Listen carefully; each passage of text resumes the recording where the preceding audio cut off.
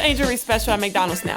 Let's break it down. My favorite barbecue sauce, American cheese, crispy bacon, pickles, onions, and a sesame seed bun, of course. And don't forget the fries and a drink. Sound good? Ba-da-ba-ba-ba. At participating restaurants for a limited time. This is a message from sponsor Intuit TurboTax. Taxes was getting frustrated by your forms. Now Taxes is uploading your forms with a snap, and a TurboTax expert will do your taxes for you. One who's backed by the latest tech, which cross-checks millions of data points for absolute accuracy, all of which makes it easy for you to get the most money back guaranteed. Get an expert now on TurboTax.com. Only available with TurboTax Live full service. See guarantee details at TurboTax.com/guarantees. Elon Musk tweeted out, looking for the gold at Fort Knox. There's a lot of conspiracy theories that gold might not be there, and Elon Musk questions this. So is the gold there? Now, what would happen if he went there and, oh my gosh, there really isn't the gold there?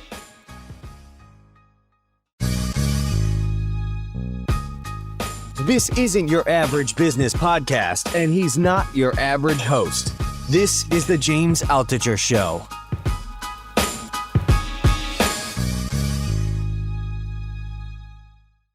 There is so much news coming out every day that there's a lot of news that is important that people might have missed. So one thing that's really important, I see it going all over the place. On Saturday, Elon Musk tweeted out, looking for the gold at Fort Knox. And Elon Musk then tweeted, this gold is the property of the American people. I sure hope it's still there. And it's a legitimate thing. First off, everybody's responding to this. Michael Saylor, who's bought billions of dollars worth of Bitcoin, he tweeted out, Bitcoin fixes this problem, which is interesting. I'm going to discuss that in a second. But look, if people are nervous about the gold in Fort Knox and whether or not it's there, it is an important thing to address. So in the next 20 minutes, I am going to describe everything you need to know about the gold at Fort Knox, whether or not it's there, what would happen if it's not there, what would happen to the price of gold, and some other things about this too. Like, should we get back to a gold-backed currency and so on. In fact, one newspaper article I was reading today said we need to know if the gold at Fort Knox is there because we need to know that the dollar is safe because it's backed by that gold. Now, this is the most important issue. The US dollar is not backed by gold. It used to be. So what does that mean? It means if I had a dollar bill, the dollar bill was like an IOU, and I could go to the bank and say, I am returning this IOU and I want $1 worth of gold in exchange for this dollar bill. For centuries, the dollar was always backed by gold. I can always theoretically exchange every dollar I have for gold. Why would I do that? I don't know. If you have a lot of money, you're going to have a lot of gold to move around in a wheelbarrow. I don't know what you would do with all the gold, but theoretically, that's how it worked. And you can say that's how it's worked for the dollar for the past 200 or 300 years, but it's actually worked for all currency for several thousand years. So the way paper money even started was there were goldsmiths. So people who stored gold for people, for wealthy people, for instance, but really for anyone.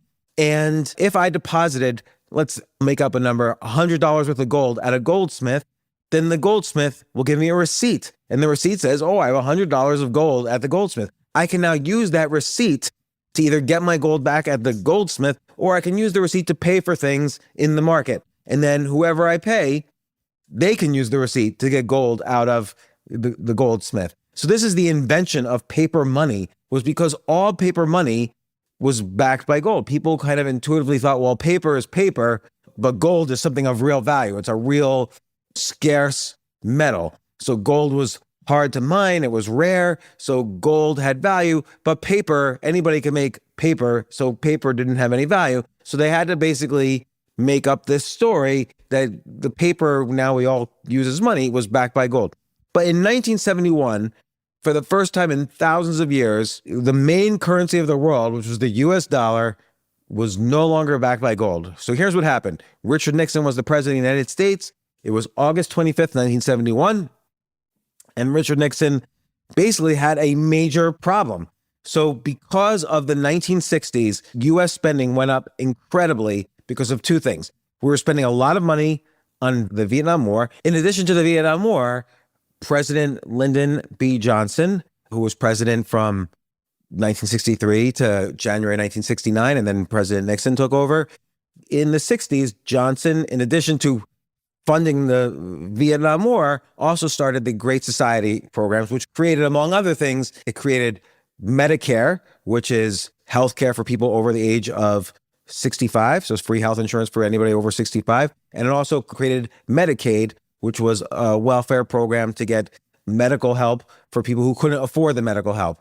So why is this important? Well, today in 2024, Medicare and Medicaid, just those two programs created by Johnson in the 60s, accounted for almost 30% of all federal spending, about $2 trillion worth of spending.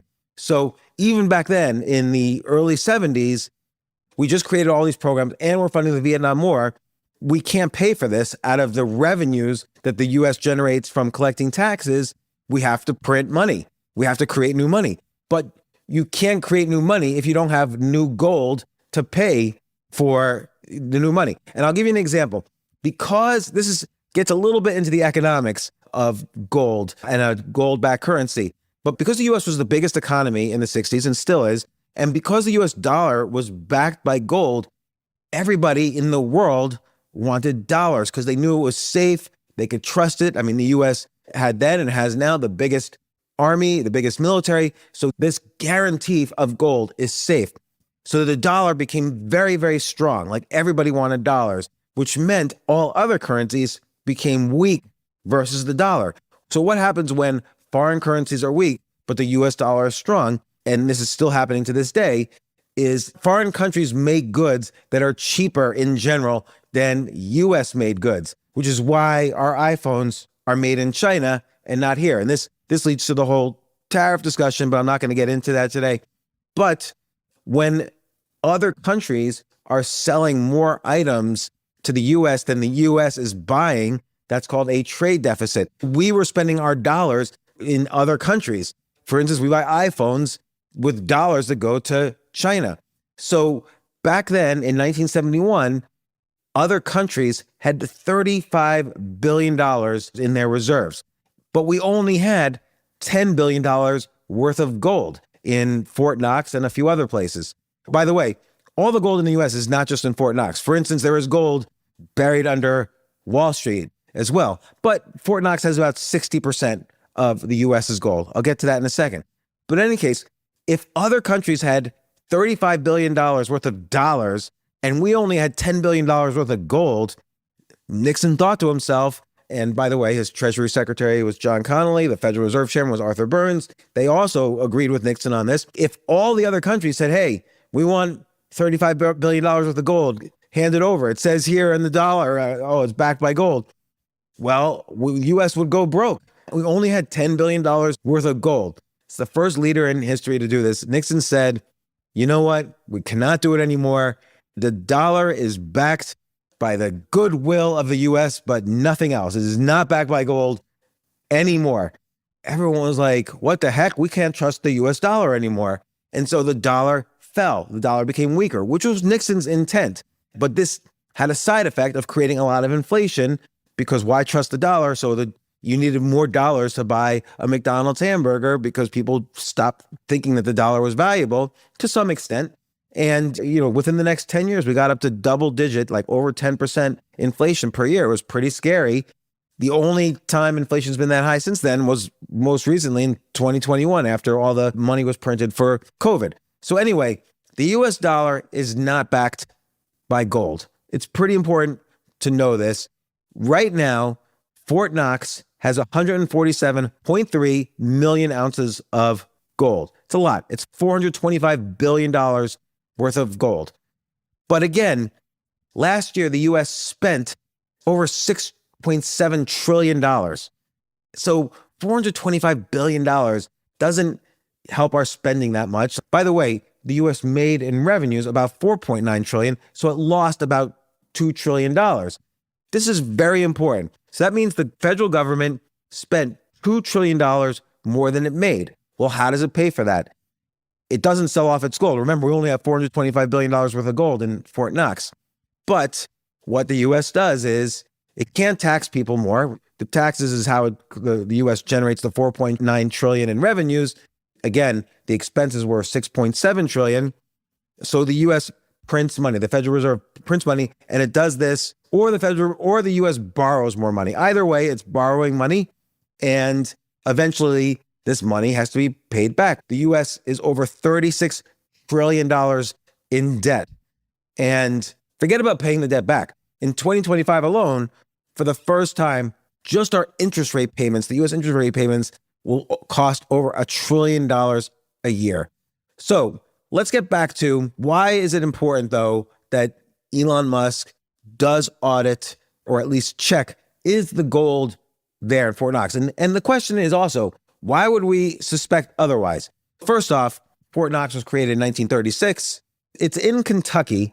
And the reason it's in Kentucky and not close to one of the major cities on the coast is because historically, if you're a country that's the boundaries are two oceans, the Atlantic and Pacific Ocean, well, the worry is the coast could get invaded. Hypothetically, in some, science fiction world, the coast could get invaded. They wanted the safest location in the U.S. to be, away from the coast. So it's in Kentucky, about 1,000 miles or so from the coast. Maybe not that much, several hundred miles from the coast. And it hasn't always just held gold, by the way. The Declaration of Independence was held there. The U.S. Constitution was held there. More recently, I think these things were bought by our many-time podcast guest and friend of the show, David Rubenstein from the Carlyle Group, who then put the U.S. Constitution and the Declaration of Independence at the Smithsonian. But that's neither here nor there. So Fort Knox, is it truly safe? Can you get in there? Well, here's an interesting thing. Some interesting facts about the security of Fort Knox. First off, it's worth noting a few things. After Elon Musk tweeted, "I sure hope the gold is there," tweet, implying that Doge is going to visit Fort Knox, which I think they should do for various reasons. But Rand Paul, the senator from Kentucky, the gold is in his state, he tweeted back, "Let's do it." Because Fort Knox wouldn't even let Rand Paul in. That shows you how secure it is. They don't let anybody in. In fact, the only 3 times since Fort Knox was created in 1936, only 3 times did a non-Fort Knox employee, like non-security guard, visit Fort Knox. So in 1943, Franklin Delano Roosevelt, the president of the United States who created Fort Knox, he toured Fort Knox. Then in 1974, there was 104 congressmen who were like, why did we get off the gold standard? We want to make sure the gold is there. So all these congressmen were allowed into Fort Knox, and they said, yes, the gold is there. And then in 2017, Mitch McConnell, who was a senator from Kentucky, and Stephen Mnuchin, who was the Treasury Secretary, they visited Fort Knox, and they said, yes, the gold is there. But very important to know, those aren't audits. Like those 104 congressmen didn't audit Fort Knox. Yes, there was gold there. It looks like gold. We think there's gold there, but it doesn't really mean the gold is there. Now, the Treasury Department does do a basic audit every year at Fort Knox, and they share it with the public, but we have to trust that occurs. Now, and they don't count all the gold. There's 147 million ounces, and it's highly secure. It's very hard to get to the gold. But basically what they do is they take a random sample of the gold and they weigh it and they determine scientifically that, yes, this random sample is not fake gold, it's real gold. And they do that every year. And again, we have to trust them, and they don't sample the entire gold. They just simply check some, maybe like 1 million ounces and say, oh, yes, these 1 million ounces are gold. Now, I stated also the gold is actually hard to get to. It's interesting. So the gold is held in these giant vaults. No one person knows the full password to get into any of these vaults. So like if everybody died who knows part of the password, we're in big trouble. I guess it's stored somewhere. But the other thing is each door into the vault is 20 tons. There's 16,000 cubic feet of granite around the gold, 4,200 cubic yards of concrete layer of steel after layer of steel.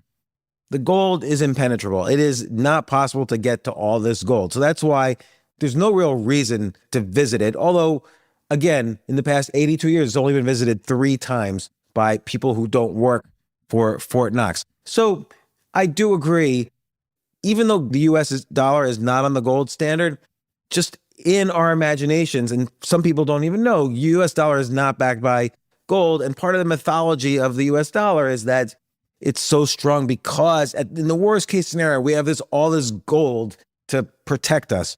But I will mention, we only have $425 billion worth of gold.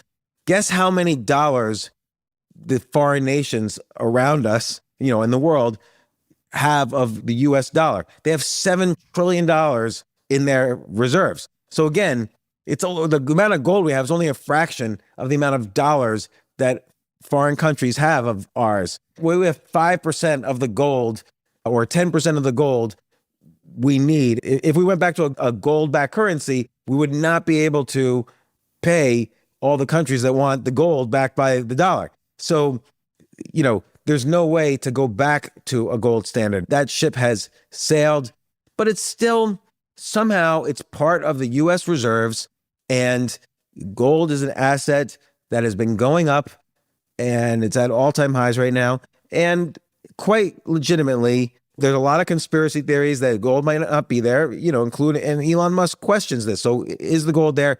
He should be able to visit. Now, what would happen if he went there and, oh my gosh, there really isn't the gold there?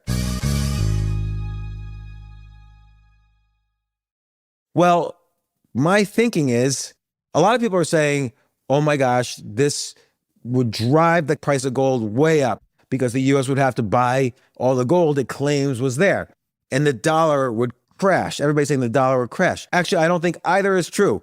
The U.S. doesn't need gold to back the dollar. The dollar has not been backed by gold for over 50 years. So who cares if we have the gold or not? Now, of course, I care, and you should care, because if the gold's not there, where is it? They claim to have $425 billion worth of gold, 147 million ounces. The gold's not there. Where is it? Who took it? Who stole it? Is the U.S. missing $500 billion almost? Like, this would be a serious issue. The real reason I think that Musk would like to see if the gold's there is, A, do we trust the U.S. and what they've been saying? Again, people have only been there in 2017 and 1974 and in 1943, so we just don't know. And the other thing is, since the dollar is not backed by gold, why do we even hold the gold? Like, we're just holding it there. It's not even as much to pay half of the interest that the U.S. owes every year. The $1 trillion the U.S. is going to owe just in interest payments. We're not going to reduce the debt. We're just going to pay the interest, is $1 trillion. So it can't even pay half the interest bill this year. So I think, quietly, I'd like to know if the gold's there, because I think the U.S., and maybe Elon Musk believes this as well, the U.S. should start secretly or quietly selling off its gold just to make the $500 billion. And okay, it only pays half of the interest rate for 1 year. Fine. Pay half of the interest payments for 1 year. And I'll tell you why that's interesting in a second. But we don't really need to have the gold in the strategic reserve, which is why Michael Saylor says much more accountable from an audit point of view, and potentially much more lucrative, is to include Bitcoin in the strategic reserve. And perhaps this is Elon Musk's ultimate goal here, is to increase interest in crypto for the strategic reserve. Look, gold has no actual use. Yes, it is rare to mine. There's only so much gold in the world, but there's also only so much Bitcoin in the world. There's only going to be 21 million Bitcoins. Gold does have some industrial use. Gold is antibacterial, and gold can be used to conduct electricity, like in a semiconductor. But why would you use gold when for 1/80th the price, you could use silver, which is why we have silverware, because it's antibacterial. So if there's bacteria on your food, between the time your silverware picks up the food and it goes in your mouth, silver is killing the bacteria, which is why also you could have a silver-filled cavity or a gold-filled cavity in the dentist's office. Of course, you get your cavities filled with silver and not gold because it's 1/80th the price, which, some people do put gold in as more as a statement of luxury. that they can afford it, but silver is used for this. And in semiconductors, silver is used for semiconductors, not gold. It's 1/80th the price. And when you have millions of semiconductors in a computer, this is an important savings. So gold has no real industrial use. Bitcoin, whether you like crypto or not, it doesn't matter. Bitcoin has 1,000,000 man hours of coding in it. And as David Sachs, the crypto czar of the United States, says, Bitcoin is the internet of money. Bitcoin can recreate this decentralized internet just using the code that was used to develop Bitcoin. People don't really know. There's heavy industrial or software use for Bitcoin. I'm not going to get into that here, but this is Michael Saylor's point. There's actual use for Bitcoin. There's no real fundamental use for gold. So really, we only keep that gold for kind of purely, I don't want to say sentimental reasons. There's a strategy to it, which is that people believe that gold has value. It doesn't really have value, but people believe it. So it's interesting. It's important to know the gold is still there and it hasn't been stolen. But I think if all the gold is there, the reality is I think Elon Musk and probably Donald Trump want to sell it. There's no real reason to have this gold. We might as well slowly sell it to pay for, pay down some of our debt and so on. And also right now, as I said earlier, the US spends $6.7 trillion, but it makes $4.9 trillion from taxes. And it spends on Medicare, Medicaid, the Department of Defense, interest payments, and then other sort of things. So if we could one day sell $500 million worth of gold or $500 billion worth of gold, okay, that year we maybe could avoid having a deficit. We could avoid printing money.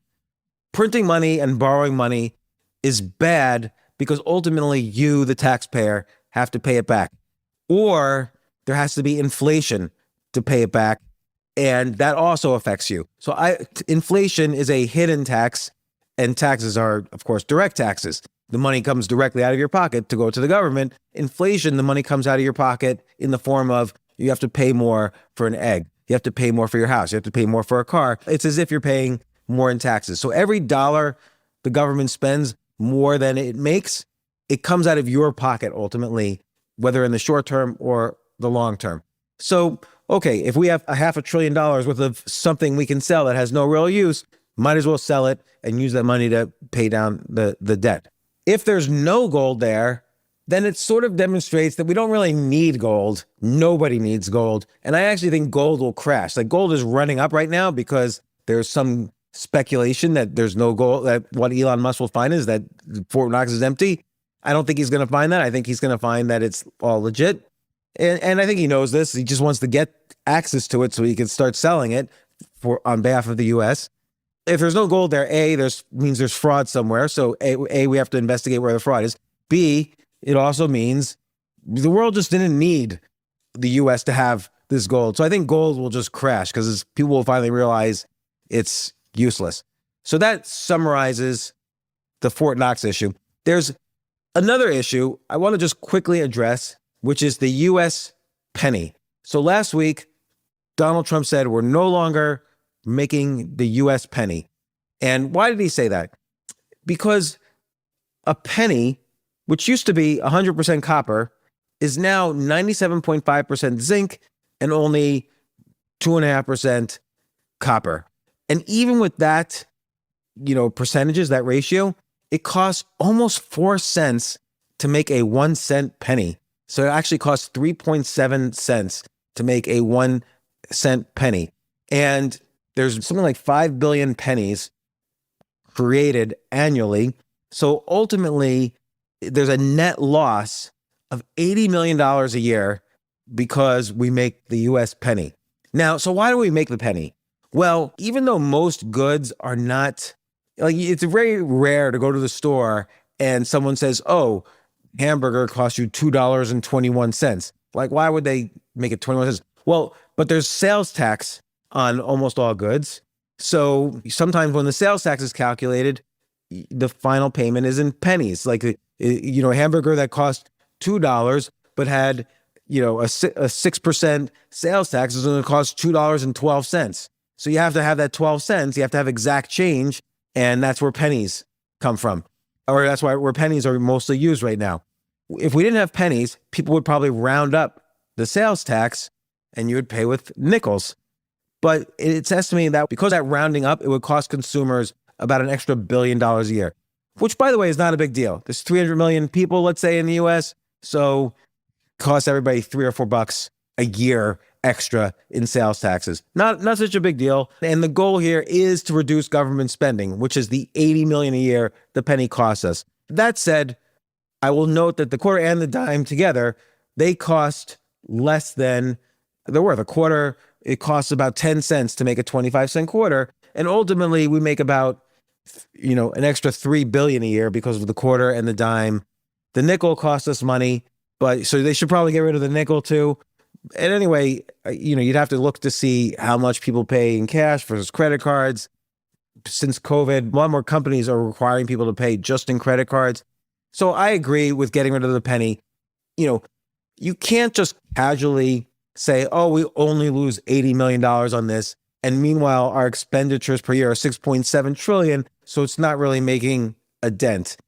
It adds up. It's worth it to stop making the penny. Particularly, we're making a lot of money on the quarter. We're making some money on the dime.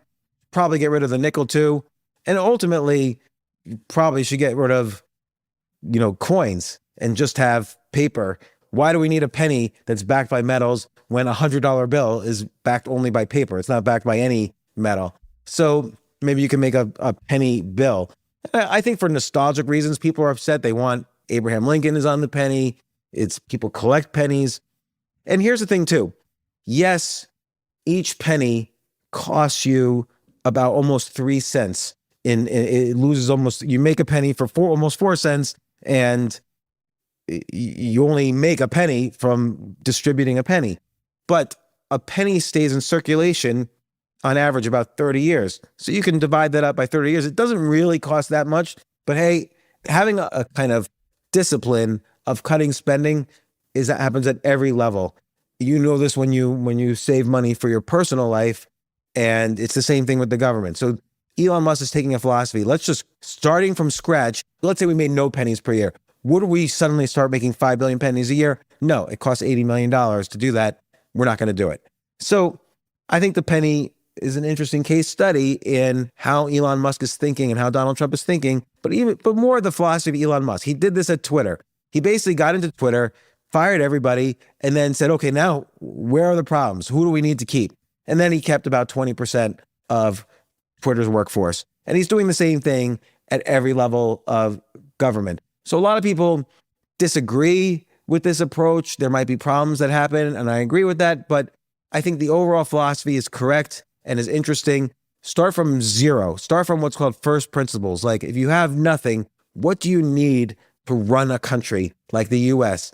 And starting from scratch. And this is how you're able to say, well, look, we spend almost $2 trillion on Medicare and Medicaid. How much fraud are we spending of that $2 trillion? Same with Social Security. This is a big expense to the US. How much fraud is there? Perhaps I'll do a podcast episode on this. But for now, Fort Knox, the penny, these are all interesting examples of the philosophy of cutting spending. And I hope you learned something from this. I just want to mention 2 other things that I thought was interesting news very quickly. One is Boom Supersonics is a company that they created a supersonic plane that just recently flew for the first time. The last time the U.S. commercially had a supersonic plane was the Concorde, which was run by British Airways and I think American Airlines. It last flew in 2003. It famously exploded in the air. The Concorde went faster than the speed of sound. And so I took the Concorde once back in day. It was amazing. It was only a 2.5-hour flight. I had a breakfast meeting in London. I took the Concorde and I had a breakfast meeting in the US, and it was amazing. But since 2003, there's been no commercial supersonic plane, but now Boom Supersonics is supposed to start delivering planes in the next few years. And I think by 2029, there might actually be supersonic flights again. Well, here's what's interesting. They not only flew a supersonic plane faster than the speed of sound, but there was no sonic boom. They figured out how to get rid of the sonic boom by, I don't know, twisting the air around the plane. I don't understand the science. But the whole problem with having domestic supersonic planes like New York to LA, New York to Miami, Miami to Las Vegas, whatever, the whole issue was the supersonic boom was so loud it created too much noise pollution. So it's always been illegal to fly commercial supersonic planes domestically in the US. But now with this new invention, and by the way, planes were the biggest inventions for something like 70 years, from basically Orville and Wilbur Wright flying their first plane, I think in 1914 or earlier, I forget, all the way to, the rockets of the Apollo program going to the moon. There was so much innovation in planes and aircraft. But for the past 50 years, there's been hardly any innovation at all in commercial airliners. Until now, this boom supersonics, they eliminated the sonic boom. All of your lives might change because guess what? You're going to fly in an hour or 2 hours from New York to LA instead of 6 or 7 hours. That's going to be incredible. It's going to be great for the economy. It's an amazing thing. Here's another piece of news that I thought was weird. But in Mississippi, they're trying to pass a law that says, and I give this up to everybody else to research. I decided not to research this. This bill literally says a man cannot ejaculate without intent. And how do they even enforce that law?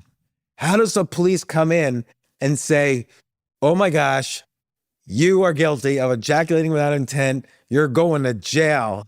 You're a criminal.